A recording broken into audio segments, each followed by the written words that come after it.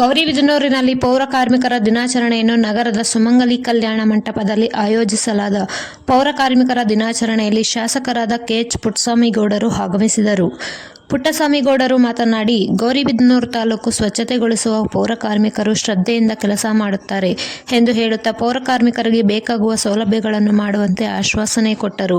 ಅದೇ ರೀತಿ ಮಹೇಶ್ ಪತ್ರಿಯವರು ಮಾತನಾಡಿ, ನಮ್ಮ ಇಲಾಖೆ ಕೆಲಸವನ್ನು ಪ್ರಾರಂಭಿಸುವುದು ಪೌರ ಇಲಾಖೆಯಿಂದ ಎಂದು ಹೇಳುತ್ತಾ, ಪೌರ ಕಾರ್ಮಿಕರು ಕಸದವರು ಅಲ್ಲ, ಇಲಾಖೆಯಿಂದ ಕಸವನ್ನು ಸ್ವಚ್ಛಗೊಳಿಸುವವರು ಎಂದು ಅವರಿಗೆ ಶುಭಾಶಯಗಳನ್ನು ತಿಳಿಸಿದರು. ಅದೇ ರೀತಿ ನಗರಸಭೆಯ ಪೌರಾಯುಕ್ತರಾದ ಗೀತಾರವರು ಮಾತನಾಡಿ, ಪೌರ ಕಾರ್ಮಿಕರನ್ನು ನಾರಾಯಣ ಹರಿಗೆ ಹೋಲಿಸಿ ಮಾತನಾಡಿದರು. ಬೆಳಗ್ಗೆ 4ಕ್ಕೆ ಪೌರ ಕಾರ್ಮಿಕರ ಕೆಲಸವನ್ನು ಪ್ರಾರಂಭಿಸುತ್ತಾರೆ ಎಂದು ತಿಳಿಸಿದರು. ಈ ಸಂದರ್ಭದಲ್ಲಿ ಶಾಸಕರಾದ ಪುಟ್ಟಸ್ವಾಮಿಗೌಡರು, ನಗರಸಭೆಯ ಅಧ್ಯಕ್ಷರಾದ ಲಕ್ಷ್ಮೀನಾರಾಯಣ, ತಾಲೂಕು ದಂಡಾಧಿಕಾರಿಯಾದ ಎಸ್ ಮಹೇಶ್ ಪತ್ರಿ, ನಗರಸಭೆಯ ಮಾಧವಿಯವರು, ತಾಲೂಕು ಕ್ಷೇತ್ರ ಶಿಕ್ಷಣಾಧಿಕಾರಿಯಾದ ಶ್ರೀನಿವಾಸ ಮೂರ್ತಿ, ನಗರಸಭೆಯ ಆಯುಕ್ತರಾದ ಗೀತಾರವರು ಮತ್ತು ನಗರಸಭೆ ಸದಸ್ಯರಾದ ಡಿ.ಎಂ. ವೆಂಕಟರೆಡ್ಡಿಯವರು, ರತ್ನಮ್ಮ, ಮುರಳಿ ಮತ್ತು ನಗರಸಭೆಯ ಎಲ್ಲ ಸದಸ್ಯರು, ಅಧಿಕಾರಿಗಳು, ಎಲ್ಲ ಕಾರ್ಮಿಕರು ಭಾಗವಹಿಸಿ ಕಾರ್ಯಕ್ರಮವನ್ನು ಯಶಸ್ವಿಗೊಳಿಸಿದರು. ವರದಿ ರಮಾಮಣಿ, ಗೌರಿಬಿದನೂರು. ಕಸವನ್ನು ತೆಗಿತಾರೆ, ಎಲ್ಲಿ ಚರಂಡಿ ಬ್ಲಾಕ್ ಆಗಿದೆಯೋ ಒಂದು ಸಂಜೆ ಹೊತ್ತಲ್ಲಿ, ರಾತ್ರಿ ಹೊತ್ತಲ್ಲಿ ಒಂದು ಫೋನ್ ಕಾಲ್ ಮಾಡಿದ್ರೆ ಸಾಕು, ಬಂದ ಕೆಲಸವನ್ನು ಅಟೆಂಡ್ ಮಾಡಿ ಅವರ ಒಂದು ವ್ಯಕ್ತಿತ್ವವನ್ನು ರೂಪಿಸಿದ್ದಾರೆ.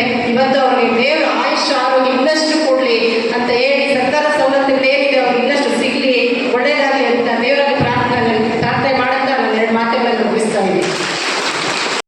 ದಿನಾಚರಣೆಯ ಶುಭಾಶಯಗಳನ್ನು ಎಲ್ಲರಿಗೂ ಕೋರುತ್ತಾ ಈ ಒಂದು ಕಾರ್ಯಕ್ರಮಕ್ಕೆ ಆಗಮಿಸಿ ನೇತೃತ್ವ ಘನ ಉಪಸ್ಥಿತಿಯನ್ನು ವಹಿಸಿರುವಂತಹ ಜನಪ್ರಿಯ ಶಾಸಕರಾದಂತಹ ಶ್ರೀ ಪುಟ್ಟಸ್ವಾಮಿಗೌಡ ಸಾಹೇಬ್ರೆ, ನಗರಸಭೆಯ ಅಧ್ಯಕ್ಷರಾದಂತಹ ಲಕ್ಷ್ಮೀನಾರಾಯಣ ಅವರೇ, ಉಪಾಧ್ಯಕ್ಷರಾದಂತಹ ಫರೀದ್ ಅವರೇ ಹಾಗೂ ನಮ್ಮ ಜಿಲ್ಲಾ ಜಾಗೃತಿ ಸಮಿತಿಯ ಅಧ್ಯಕ್ಷರಾದಂತಹ ರತ್ನಮ್ಮರವರೇ, ಮುರಳಿರವರೇ ಹಾಗೂ ಎಲ್ಲ ಗೌರವಾನ್ವಿತ ಸರ್ವ ಸದಸ್ಯರೇ, ಮುಖಂಡರೇ, ಕೇಂದ್ರ ಬಿಂದುವಾಗಿರುವಂತಹ ನಮ್ಮ ಪೌರ ಕಾರ್ಮಿಕರೇ, ತಮಗೆ ಗೊತ್ತಿದ್ದಾಗೆ ತಮ್ಮ ಇಲಾಖೆಯ ಸ್ಟಾರ್ಟ್ ಆಗೋದ್ರಿಂದ ನಿಮ್ಮ ಹೆಸರಿಂದ ಪೌರ ಕಾರ್ಮಿಕರು ಪೌರಾಡಳಿತ ಇಲಾಖೆ. ಆದ್ದರಿಂದ ಫ್ರಂಟ್ಲೈನ್ ಸೋಲ್ಜರ್ಸ್ ಇದ್ದಾಗೆ ನೀವಿಲ್ಲದೇ ಈ ಇಲಾಖೆಯನ್ನು ಮತ್ತು ನಗರವನ್ನು ಊಹಿಸಿಕೊಳ್ಳಲು ಸಾಧ್ಯನೇ ಇಲ್ಲ.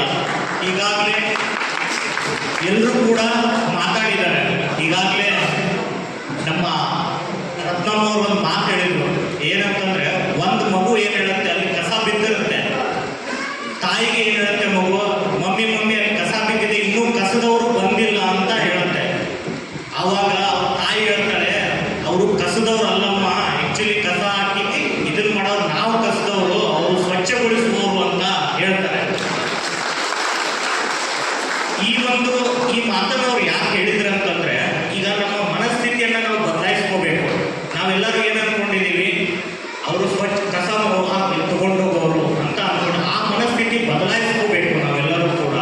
ಬಸವೇಶ್ವರ ಒಂದು ಮಾತು ಹೇಳ್ತಾರೆ, ಒಂದು ವಚನದಲ್ಲಿ ಒಂದು ಮಾತು ಹೇಳ್ತಾರೆ, ವಚನ ಹೇಳ್ತಾರೆ, ಇವನಾರವ ನೆಂದಿರಿಸದಿರಯ್ಯ, ಇವನಮ್ಮವ ನೆಂದಿರಿಸಯ್ಯ, ನಿಮ್ಮ ಮನೆಯ ಮಗನೆಂದಿರಿಸಯ್ಯ ಅಂತ ಹೇಳ್ತಾರೆ.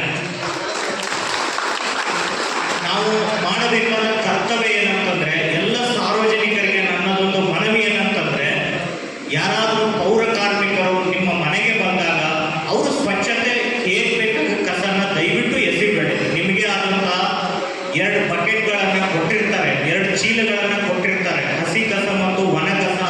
ಅದನ್ನು ಬೇರ್ಪಡಿಸಿ ನೀವು ಕೊಟ್ಟಾಗ ಅವ್ರಿಗೂ ಕೂಡ ಅದನ್ನು ಡಿಸ್ಪೋಸ್ ಮಾಡೋದು ತುಂಬ ಸುಲಭ ಆಗುತ್ತೆ.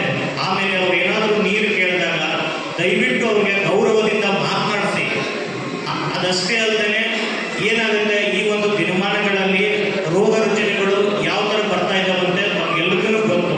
ಪೌರ ಕಾರ್ಮಿಕರಲ್ಲಿ ನನ್ನದೊಂದು ಏನು ಮನವಿ ಇದೆ ಅಂತಂದರೆ, ದಯವಿಟ್ಟು ನಿಮಗೆ ಸೇಫ್ಟಿ ಇನ್ಸ್ಟ್ರೂಮೆಂಟ್ಸ್ ಏನು ಕೊಟ್ಟಿದ್ದಾರೆ, ದಯವಿಟ್ಟು ತಾವನ್ನೆಲ್ಲನ ಧರಿಸ್ಕೊಳ್ಳಿ.